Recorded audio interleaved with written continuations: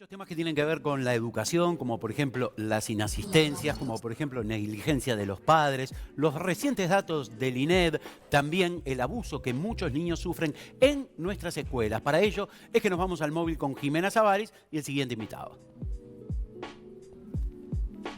Sí, son varios los temas que se pueden abordar con el consejero de la ANEP, Pablo Cayani. Muchísimas gracias por recibirnos esta mañana tan fría aquí en las calles de Montevideo. Bueno, hace unos días se dio el informe de INED sobre abandono escolar y se vieron cifras que, bueno, que pueden llamar la atención, de que 4 de cada 10 niños no culminan el ciclo escolar. ¿Cuáles son las cifras que se pueden bajar a tierra hoy en día?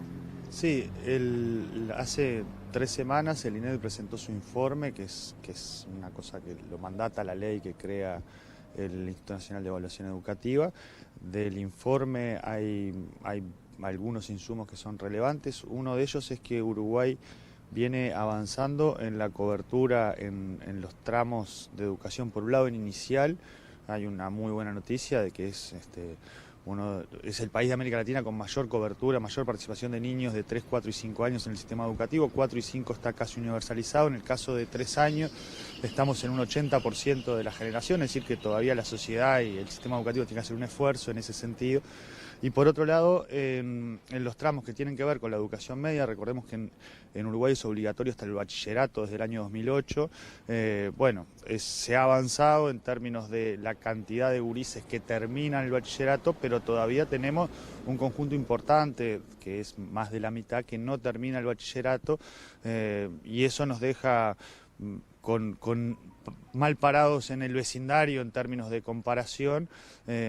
No así en términos de aprendizaje, es decir, si uno mira los aprendizajes de los gurises de 15, por ejemplo, las pruebas PISA, Uruguay está un poquito por arriba de la región, junto a los primeros países de la región. Esto implica varios desafíos. Uno es entender que todo niño, adolescente o niña hasta los 18 años tiene que estar vinculado a una propuesta educativa y tiene que finalizarla, y en eso estamos. Bueno, en cuanto a la falta, ¿no?, de educación, de asistir, de concurrir a los institutos educativos, ¿se puede ver en algunos contextos mayor abandono? No, allí en el caso de primaria, lo que desde hace unos años se viene trabajando es con la inasistencia como elemento que no permite conseguir los aprendizajes. Para decirlo en sencillo, digamos, si uno de una película ve partes, entiende menos de la película que si ve la película completa.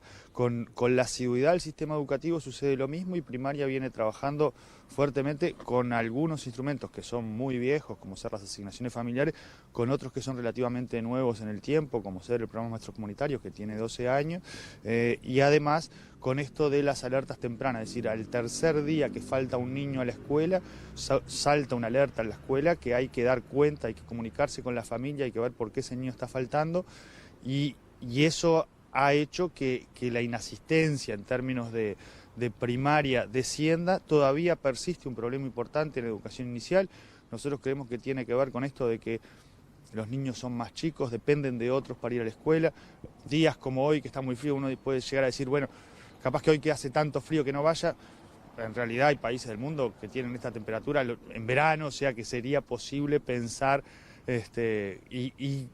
y en todo caso ponderar la importancia de la asistencia asidua a la escuela, y esto es bien relevante por eso de que los aprendizajes exigen continuidad en el trabajo, y primaria viene trabajando fuerte en ese sentido, en trabajar con las familias. Cada escuela lo hace, todos los que tienen niños en edad escolar saben que al tercer día, si uno no comunicó, lo llaman, y otro de los elementos que tienen que ver con eso es lo que se hace con asignaciones familiares. Si un niño falta o no registra inscripción, pierde el beneficio, se le suspende el beneficio hasta que empieza a concurrir asiduamente al sistema educativo.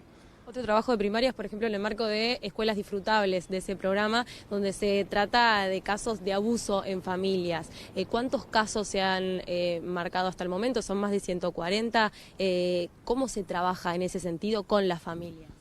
Sí, Escuelas Disfrutables, para quien está escuchando, es un programa que tiene duplas de un psicólogo, una psicóloga y un trabajador social que trabajan en diferentes líneas de intervención con las escuelas. Una de las líneas de intervención tiene que ver con lo que hablábamos antes de inasistencia, otra línea de intervención tienen que ver con las situaciones de maltrato y abuso. En ese sentido, los datos de la intervención del programa implican que año a año crecen las denuncias. Esto es congruente con lo que sucede a nivel del CIPIAB, el Sistema de Protección a la Infancia, donde no solo está primaria, sino está el INAU, está el MIDES, está ACE, está el Poder Judicial, que tenemos un mapa de ruta en el cual todos los técnicos y todos los actores que trabajan con infancia están interviniendo en estas situaciones. Los datos de CIPIAB también sucede lo mismo que nos sucede en escuelas disfrutables, año a año crece.